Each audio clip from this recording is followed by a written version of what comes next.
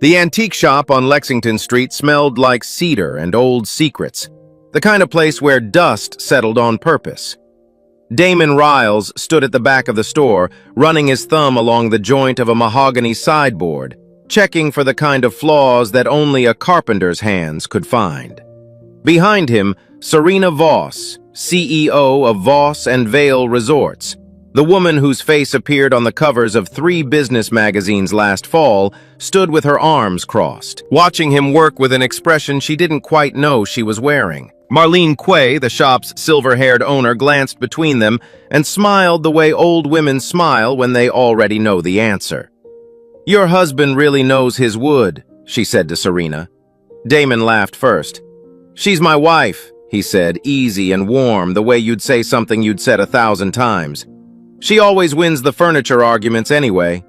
He expected Serena to laugh. Instead, she looked down at her hands. A small smile crossed her lips, quiet, unguarded, and she said almost to herself, "I wish that were true." Damon went still. Serena turned away like she hadn't just said the truest thing she'd said in years. If you've ever misjudged someone and wished you could take it back, this story is for you. Stay with us. And if you haven't already, hit subscribe so you never miss a story like this one. 3 weeks earlier, Damon Riles had shown up at 14 Montfort Avenue with a tape measure clipped to his belt and a thermos of black coffee in his hand, the same way he showed up everywhere, early, quiet, and ready to work. The house was a 1920s craftsman that had been neglected for the better part of a decade. Crown molding pulling away from the ceiling, porch boards soft with rot, kitchen cabinets that no longer closed flush. It was exactly the kind of job Damon loved, not because it was easy, but because it had bones. Good bones, the kind that rewarded patience. He had not expected the owner to be Serena Voss. He recognized her the moment she opened the door, not because he followed business news, but because his neighbor had left a magazine on his porch last month, and Serena's face was on the cover. The woman rebuilding the luxury resort industry. She looked the same in person, composed, precise, dressed in clothes that probably cost more than his truck payment.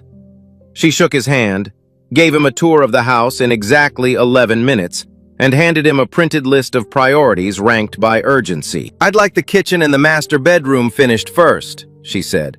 "I'm working from home during the renovation. I'll stay out of your way if you stay out of mine." "That works," Damon said. He meant it. And for the first 3 days, it did work. She stayed in her makeshift office in the dining room, he stayed in the kitchen and the back hallway, and the house hummed with the clean sound of saws and sanders.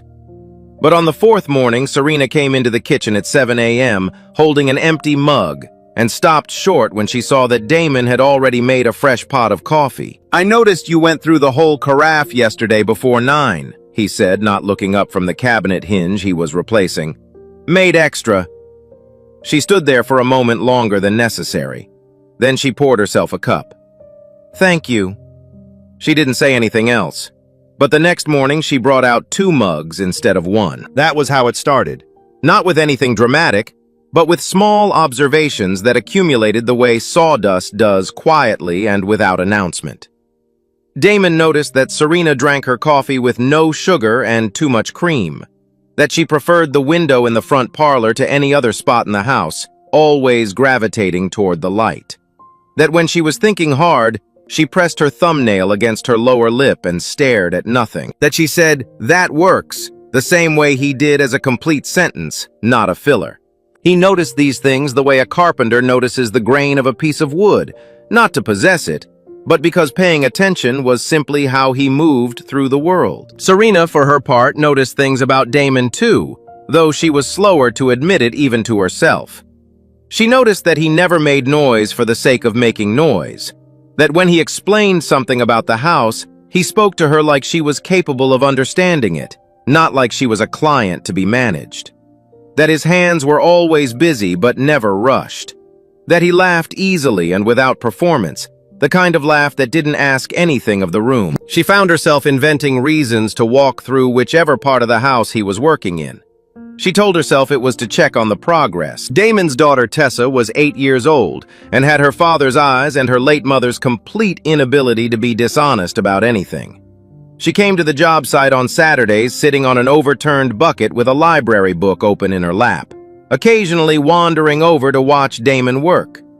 She had been doing this since she was 4. Job sites were as natural to her as playgrounds, and she had developed strong opinions about wood stain colors and the correct way to sand a corner. The first Saturday Tessa met Serena, she studied the woman for a long, unblinking moment and then asked, "Do you live here by yourself?" "Tessa," Damon said. "It's fine," Serena said. She crouched down to Tessa's level. "Yes, just me." Tessa considered this. "That's a lot of house for one person." "It is," Serena agreed. "My dad says a house is just wood and walls until people make it a home." Tessa glanced at her father. "He says that a lot." Damon kept his eyes on the cabinet he was measuring. "I say it because it's true." Serena looked at him then just for a moment. He didn't see it. Tessa did. After that, Tessa started saving her best questions for Serena, the ones too complicated for her father to answer without getting a faraway look in his eyes. She asked Serena why rich people always wanted old houses instead of new ones. She asked if being a CEO meant you were the boss of everyone or just most people. She asked with complete sincerity whether Serena had ever cried at a movie because her dad cried at Coco but wouldn't admit it. "Twice," Serena said. "I cried twice, at the same scene." Tessa nodded gravely. "That's the grandma scene. That's the grandma scene." From that point on, Tessa considered the matter settled. Damon had been a widower for 4 years. His wife, Renee, had died of an aggressive cancer that moved faster than any of them were prepared for. Their one spring gone by fall, like a season that ended without warning. He didn't talk about it much, not because the grief had hardened into something unreachable, but because the shape of it had become so familiar that he carried it the way you carry a scar. Present, permanent, no longer bleeding. What he talked about even less was the fear. Not the grief, the fear, the specific terror of loving someone who could disappear. He had felt it once before he met Renee, had shaken it off and let himself fall anyway, and the world had given him 8 extraordinary years and then taken her in 6 months. He was not sure he was built to survive that particular kind of loss a second time. And Tessa. Tessa had already lost her mother. He was not going to be the reason she learned that lesson again. So he kept his life small and manageable. He had his work, his daughter, his Saturday mornings with bad coffee and good lumber. It was not a big life, but it was a stable one, and stability was the one promise he had made to Tessa that he intended to keep without exception. He had not accounted for Serena Voss. The trip to Marlene's antique shop had been practical. Serena needed a sideboard for the dining room, a floor lamp for the parlor, and a few smaller pieces that a new-build furniture store wouldn't carry. Damon offered to come along because he knew what to look for: real joinery versus veneer over particle board. Solid wood frames versus furniture that would fall apart in 3 years. In the truck on the way there, Serena had her tablet open and was reviewing something that kept making her frown. Damon drove without the radio on, which was his habit, and didn't try to fill the silence. After about 10 minutes, Serena closed the tablet and looked out the window. "You don't talk much," she said. "Not when I don't have anything to say." She was quiet for a moment. "Most people talk anyway." "I know," he said. "It's exhausting." She made a small sound that was almost a laugh. Not quite, but almost. At Marlene's shop, Damon moved through the furniture with the practiced efficiency of someone who had spent his adult life understanding how things were made. He checked joints pressed on cushions, examined the undersides of drawer pulls. Serena walked alongside him, listening while he explained the difference between quarter-sawn oak and flat-sawn, why the sideboard in the back corner was worth twice the price tag, why the lamp with the cracked base was not worth the charm. She paid attention. Not politely, actually. It was, Damon thought, a rare quality in a client. When Marlene made her comment about husbands and woodworking, the shop was warm and unhurried. and Damon was in the middle of feeling more at ease than he had in longer than he could remember. The joke came out the way jokes do when you're comfortable, unplanned, natural, carrying no weight behind it. "She's my wife." He waited for Serena to roll her eyes and play along the way people do. Instead, she looked at her hands. She went soft around the edges in a way he had never seen her go soft. And she said those 5 words in a voice so quiet he almost didn't hear them. "I wish that were true." The shop was silent. Marlene looked between them with a smile she was wise enough not to say out loud. Serena seemed to realize what she'd done because she turned toward a nearby shelf and started examining a brass candlestick with the focused attention of someone who has never cared less about a brass candlestick in her life. Damon did not say anything. He wasn't sure there was anything to say. On the drive back, they didn't speak for a long time. The silence felt different than it had on the way there, less like 2 people with nothing to say, and more like 2 people with too much. Eventually, Serena said, "I like the sideboard, good choice." "It'll last," Damon said. "Yes." She looked out the window. "I hope so." Neither of them was talking about the sideboard. They both knew it, and neither of them said so, which was its own kind of answer. After that afternoon, Serena began arriving at the house later in the mornings, as if recalibrating the distance between herself and something she wasn't sure she should want. Damon showed up at the same time as always and worked the same as always, but the easy rhythm of the previous weeks had developed a new frequency, a low hum underneath everything present in the way they moved around each other in the half-second longer that eye contact lasted before one of them looked away. Damon told himself it was nothing, that he was reading into things because he was lonely, and she was undeniably someone worth reading into. He told himself that whatever Serena had felt in that moment at Marlene's shop, it was the kind of feeling that passes. He was a 36-year-old widower with sawdust in his truck and a daughter who still slept with a nightlight. Serena Voss ran a company with 400 employees and had been photographed at a state dinner 18 months ago. He told himself this. He believed it mostly. And then a blog post appeared on a Thursday morning, and the small, careful world he had built around himself and Tessa started making sounds he didn't like. The blog post was not vicious. That was almost worse. It was the kind of piece written by someone who understood that a raised eyebrow lands harder than a thrown punch, 3 paragraphs, a grainy photo taken through Marlene's front window, and a headline that read, "Serena Voss, rebounding or renovating." The photo caught Damon and Serena standing close together over the sideboard, his head tilted toward hers, her expression unguarded in a way her publicist would have hated. The caption underneath called him a local handyman and noted, with theatrical concern, that the recently divorced CEO appeared to be finding comfort in unexpected places. It got shared enough to matter. By Friday morning, Serena's assistant had forwarded her 3 interview requests and a terse email from Conrad Bellamy, a senior member of the Voss and Vale board, the kind of man who had held his seat long enough to confuse his opinions with institutional wisdom. The email was 4 sentences. The last one read, "I trust you understand that public perception is part of your responsibility to this company, and that certain associations, however personally meaningful, require careful consideration." Serena read it twice, set her phone face down on the dining room table, and stared at the half-finished kitchen door frame for a long moment. She had built Voss and Vale from a regional chain into a nationally recognized brand.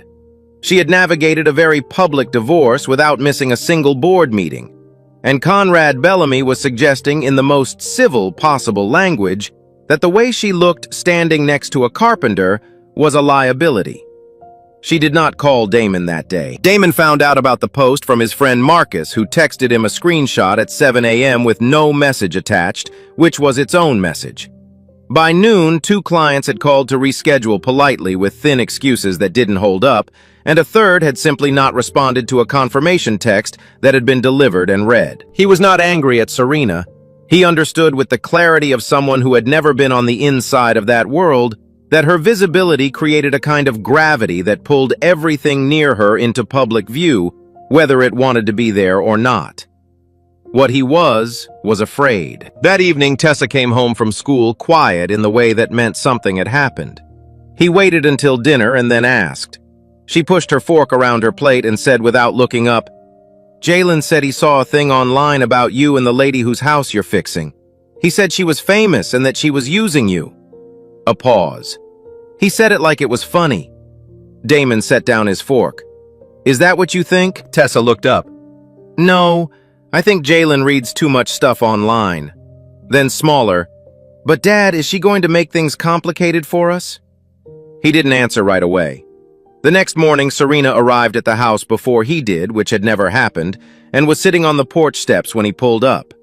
She stood when she saw him, and he could see she had prepared what she wanted to say. "If this is making things harder for you and Tessa," she said, "I'll find another contractor. I mean that. The work matters less than—" She stopped. "It matters less."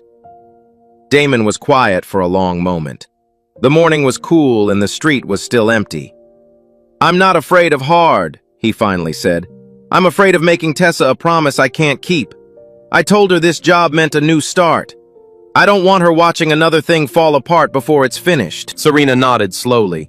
She didn't argue. She didn't offer reassurances she couldn't guarantee.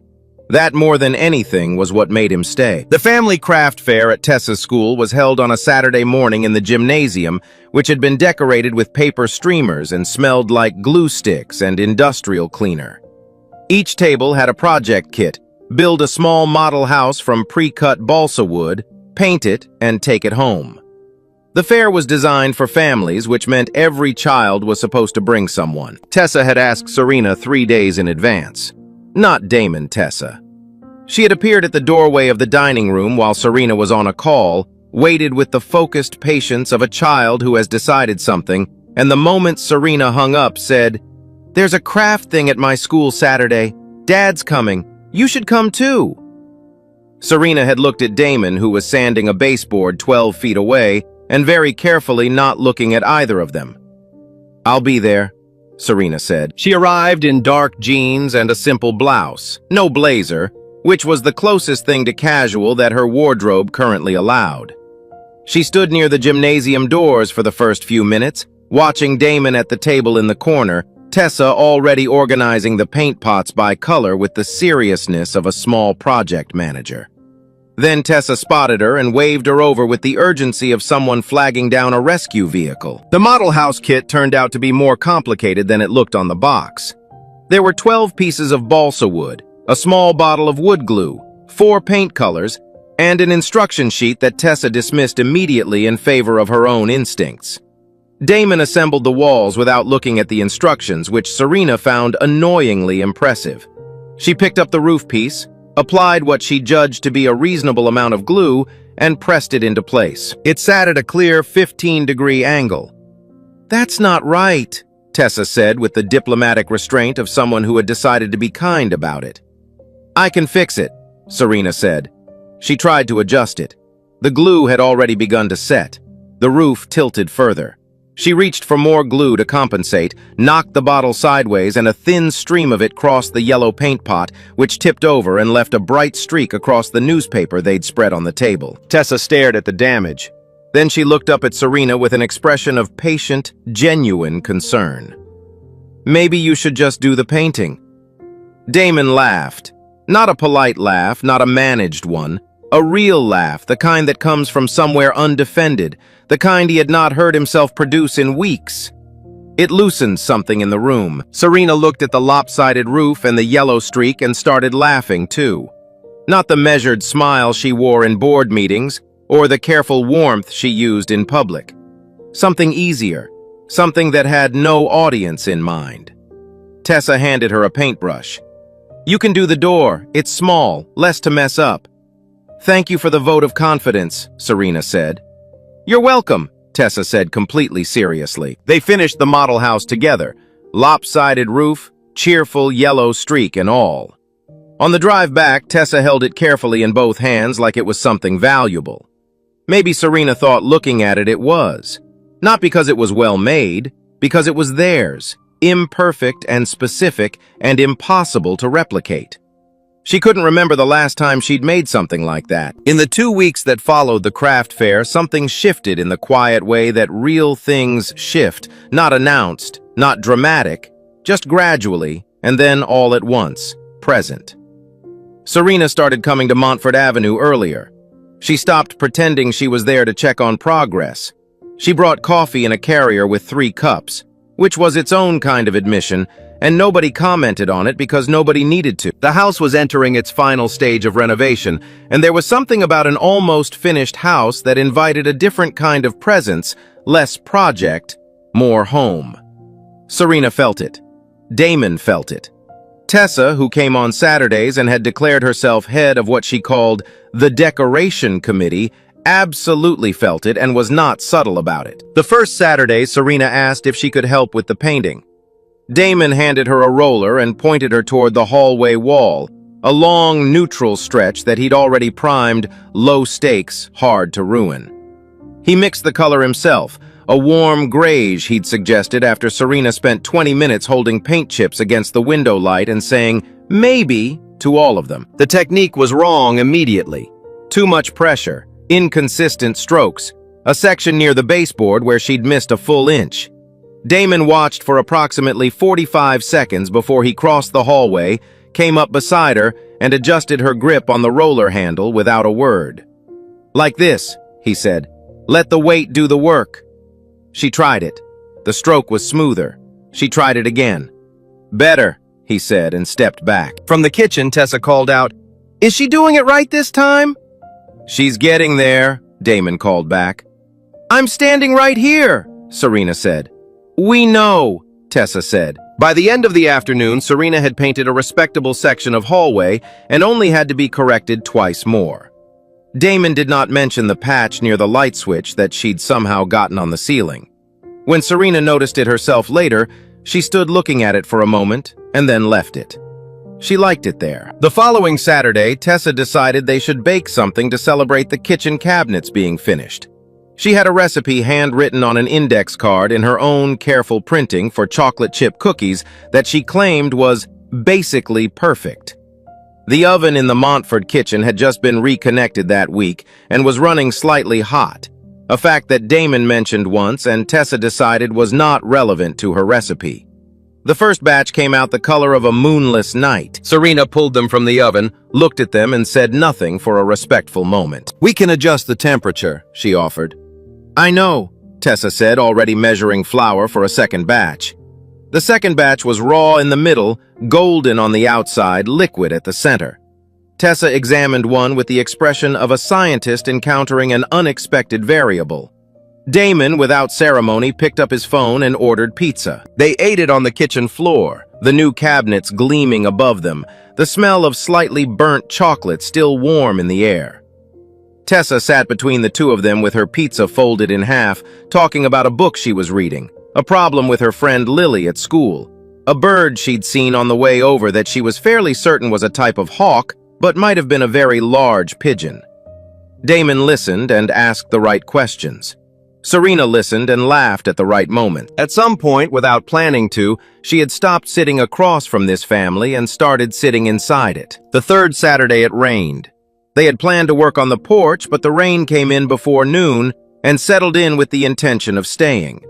Damon built a small fire in the parlor fireplace the first time it had been used since the restoration, and the three of them ended up on the floor with a board game that Tessa had found in the hall closet left behind by the previous owners. Tessa won twice and was transparent about her delight. Damon lost the second game on a move so bad that Tessa made him replay it just to confirm it was real. By early evening, the fire had burned low and the rain was softer, a steady presence on the roof rather than an argument. Tessa had fallen asleep against Serena's side, her library book open and face down across her knee. Damon looked at them from across the low light of the parlor.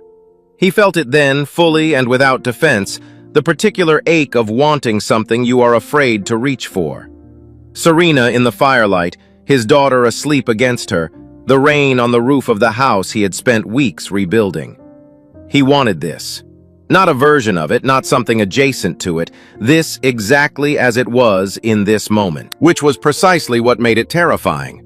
Because Damon knew better than most people that the things you love with your whole chest are the things that can hollow you out when they leave. He had already survived that once. He was not certain he could do it again.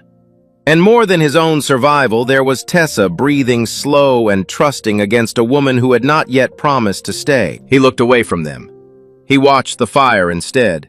He did not say anything, but the wanting had been named now, even if only inside him, and named things have a way of refusing to stay quiet. The Voss and Vale fundraiser was held at the Haywood Park Hotel on a Thursday evening in November. Chandeliers, open bar.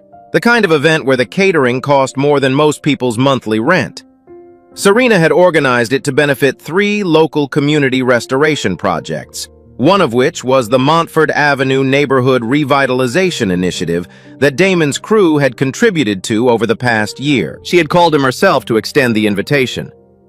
"You and Tessa," she said, "as guests, not contractors, not vendors, guests."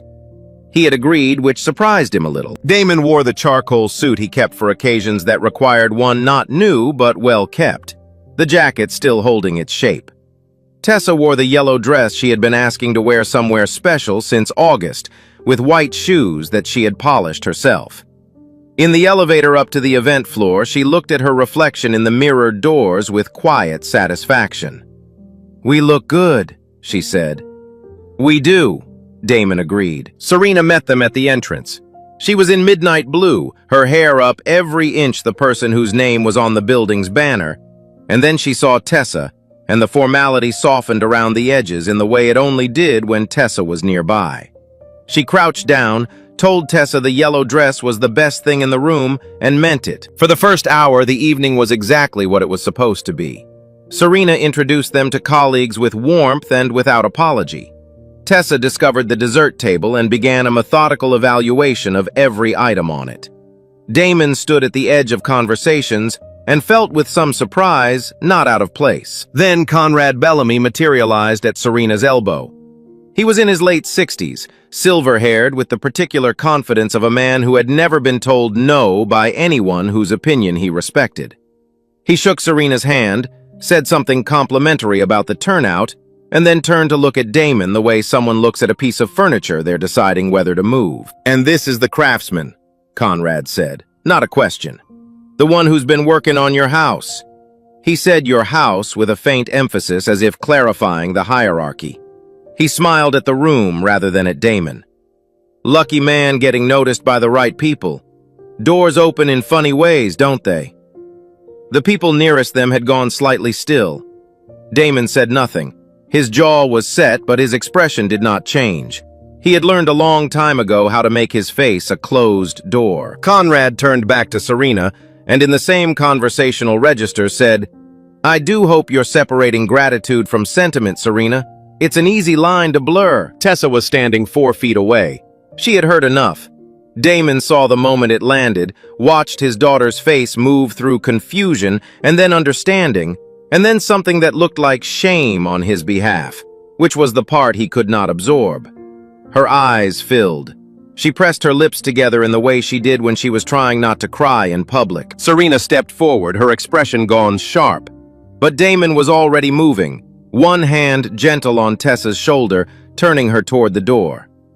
"I can't stay in a room," he said quietly to Serena, "where my daughter is standing there thinking her father is someone's punchline." He picked up Tessa's coat from the chair beside her. He did not raise his voice. He did not look at Conrad again. He walked his daughter to the elevator and pressed the button for the lobby, and the doors closed and the chandeliers disappeared behind them. The house on Montford Avenue was quieter than it had ever been. Serena stood in the parlor the morning after the fundraiser and looked at the things Damon had left mid-progress. A section of window trim still waiting for its second coat, 2 cabinet pulls sitting on the kitchen counter in a small paper bag, a pencil mark on the wall where he'd measured for the final shelf. The fire was out. The board game was still on the floor where Tessa had left it. She did not call him that day, or the next. Not because she had nothing to say, but because she understood with a clarity that felt like cold water that this was not a situation that a phone call could navigate.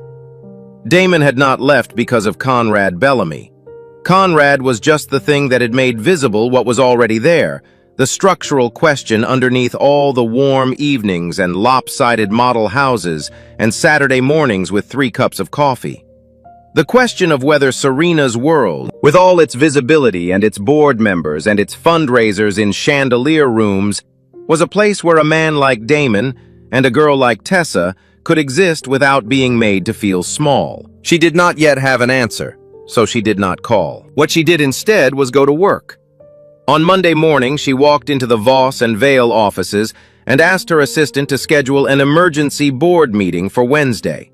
She spent Tuesday preparing what she wanted to say with the same methodical attention she brought to any high-stakes presentation, except this time she was not selling a resort concept or a quarterly projection. She was making an argument about what kind of company she intended to run and what kind of person she intended to be while running it. The meeting lasted 40 minutes.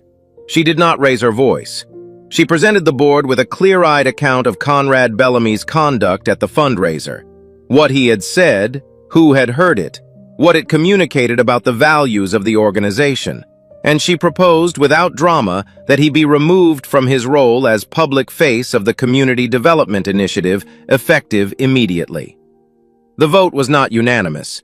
It did not need to be. But when she drove back to Montfort Avenue that afternoon and stood in the empty parlor again, the victory felt incomplete. She had protected Damon's name in a conference room. She had not protected his heart at the fundraiser when it mattered. And she knew, with the particular self-knowledge that comes from being honest with yourself in a quiet room, that the reason she hadn't moved faster that night was because some part of her had still been calculating, still been aware of the room, the colleagues, the optics. She sat down on the parlor floor, her back against the wall, and stayed there for a while. The pencil mark on the wall caught her eye. Damon's handwriting, small and precise, 11¼ inches. A measurement for a shelf that hadn't been built yet. She looked at it for a long time. She found the model house in the dining room on the shelf where Tessa had left it the last Saturday she'd been there. Lopsided roof yellow paint streak across the newspaper base they'd forgotten to remove, the door painted carefully in the small, precise strokes of someone trying very hard to do one thing right. Serena picked it up, turned it over in her hands, and set it in her bag. The drive to Damon's workshop took 22 minutes. She knew the route because Tessa had mentioned it once. Dad's shop is on the other side of the rail bridge. You can hear the trains when the doors open. And she had not forgotten it the way she had stopped forgetting things Tessa said. She parked on the street.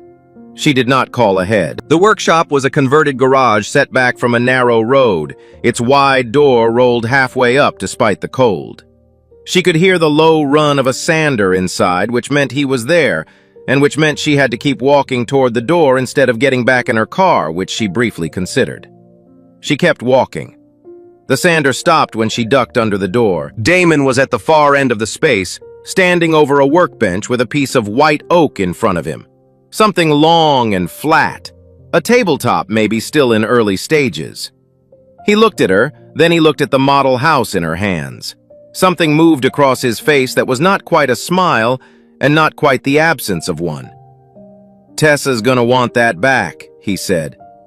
"I know," Serena said. "I'm returning it." She crossed the workshop and set the model house on the corner of his workbench, carefully upright, lopsided roof facing forward. She did not pretend it wasn't crooked. That felt important. "I owe you an apology," she said. "Not for Conrad, I handled Conrad. I owe you an apology for the 3 seconds before I moved when I was still thinking about the room instead of thinking about Tessa." She paused. 3 seconds is not very long, but you deserved 0. Damon set down the sanding block in his hand. He didn't say anything yet, which she had learned to understand was not coldness, it was the way he listened. "I also owe Tessa an apology," Serena said. "Directly, if you'll let me." "She's inside," Damon said. "She'll be home from her friend's place in about an hour." Serena nodded. She had not planned past this point with any precision. She had planned to get here to say the true things and then to see what happened. She was someone who generally preferred to control outcomes, and she was trying consciously, and with some difficulty, to let this one arrive on its own terms. "I don't know how to do this," she said. "I want to be honest about that. I know how to run a company. I know how to manage a crisis and read a room and make decisions under pressure. I don't know how to... She stopped, started again. I was married for 6 years to someone who turned everything into a negotiation. Every feeling, every disagreement, everything personal between us eventually became leverage. And I got very good at keeping things inside my chest where they couldn't be used against me. She looked at him. That's not an excuse for the fundraiser. It's just the thing I've been carrying that made me slower than I should have been. Damon was quiet for a moment.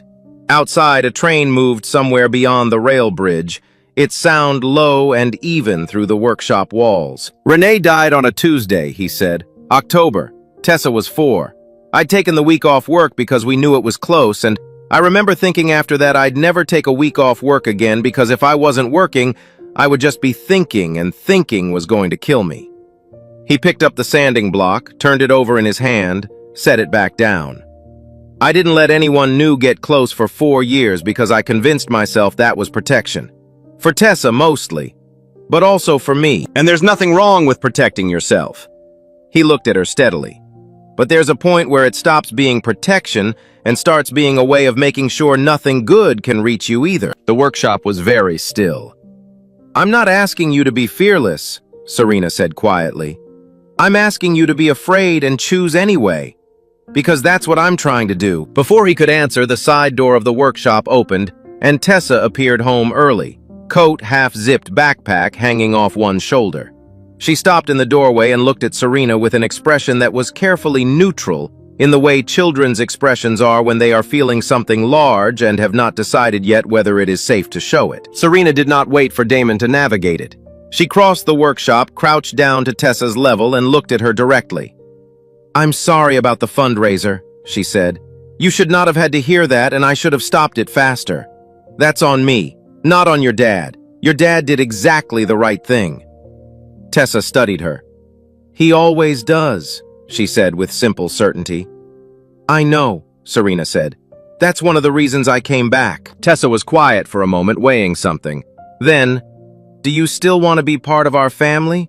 Like for real, not just the house. The question landed in the middle of the workshop and stayed there. Serena felt her throat tighten. She looked at this 8-year-old girl who had her father's directness and her late mother's refusal to ask anything less than the real question. And she said, yes, that's exactly what I want. Tessa considered this with the gravity it deserved. Then she looked past Serena at her father. Damon had come around the workbench. He was standing a few feet away, hands at his sides, watching the two of them with the expression of a man who has just felt the last lock in a long closed door give way, not thrown open, just released. Quietly. Finally. She's telling the truth, Serena said to Tessa, still holding the girl's gaze. I'm not good at everything. I painted the ceiling by accident, and I burnt 2 batches of cookies, and I built the worst model house in the history of that gymnasium. She felt something ease in her chest as she said it. But I show up, and I'm going to keep showing up if you'll let me. Tessa reached out and took Serena's hand with the decisive simplicity of a child who has made up her mind. Okay, she said, but you have to let me teach you how to use the glue. Serena laughed, real and sudden and uncontrolled. Behind her, she heard Damon laugh too. She stood up, and when she turned to face him, he was already close, and the distance between them was the smallest it had ever been, and neither of them moved to increase it. Okay, he said softly. Just that.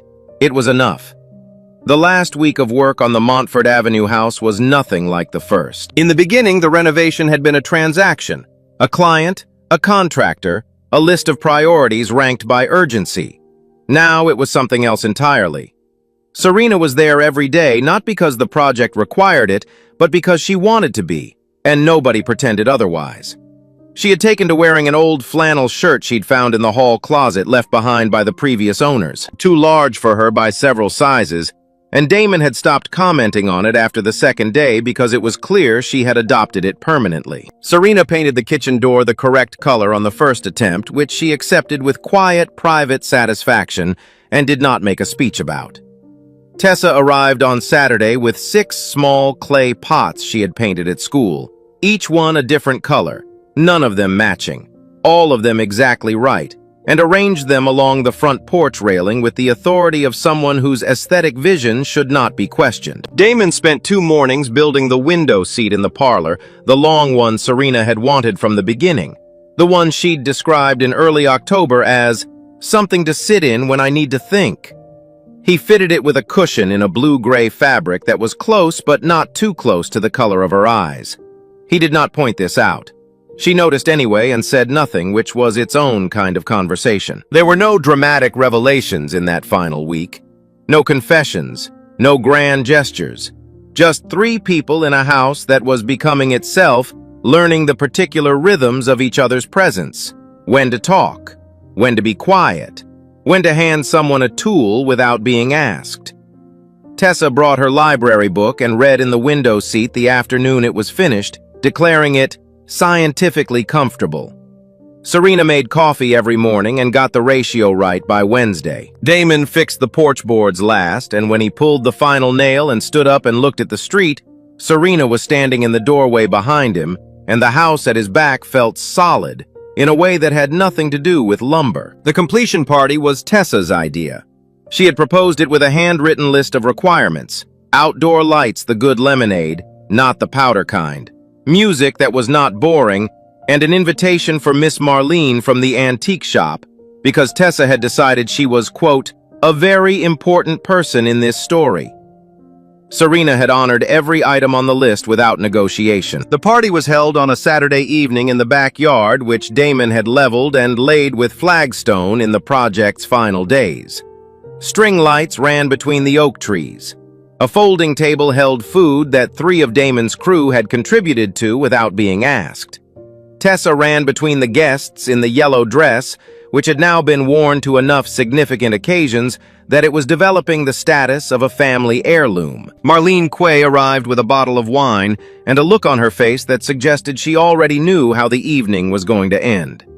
She found her way to Damon and Serena near the back of the yard, where they were standing close together in the easy way of people who have stopped managing their proximity.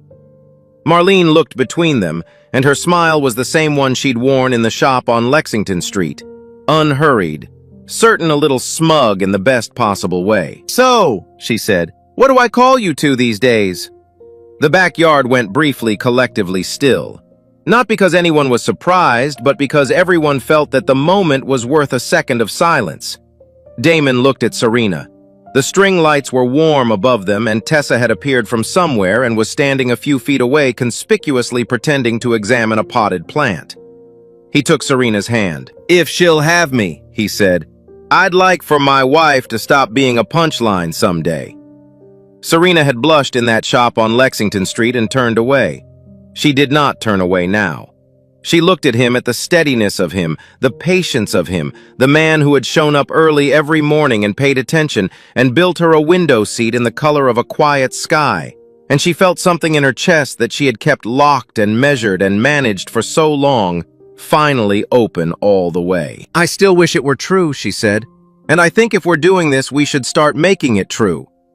Tessa abandoned the plant entirely and launched herself at both of them simultaneously, an act of aviation more than running.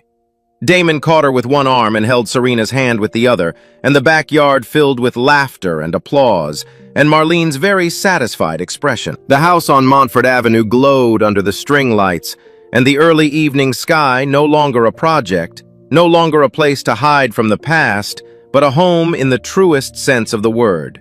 Specific, imperfect, and full of people who had chosen each other slowly and carefully and without reservation. It was enough. It was more than enough. It was everything. Some love stories begin with grand gestures, roses, speeches, perfect moments staged for an audience. But the best ones, they begin with something quieter. A cup of coffee made without being asked. A laugh that catches you off guard. A child who sees what 2 grown adults are too afraid to say out loud. Damon didn't set out to fall in love. He was just a man trying to keep his promises to his daughter, to his work, to the small and steady life he had built from the wreckage of loss. And Serena didn't set out to be saved. She was just a woman trying to find a place where she could finally stop performing and simply be. What they found in a house full of sawdust and crooked model homes and burnt cookies was something neither of them had dared to put on their list of things still possible, a person who made them feel like enough exactly as they were. That's the thing about real love. It doesn't ask you to be more, it just makes you want to be truer. If this story stayed with you today, if some part of it felt familiar or hopeful, or like something you needed to hear, then it did exactly what it was meant to do. Take care of the people in your corner, and don't be afraid to let them take care of you.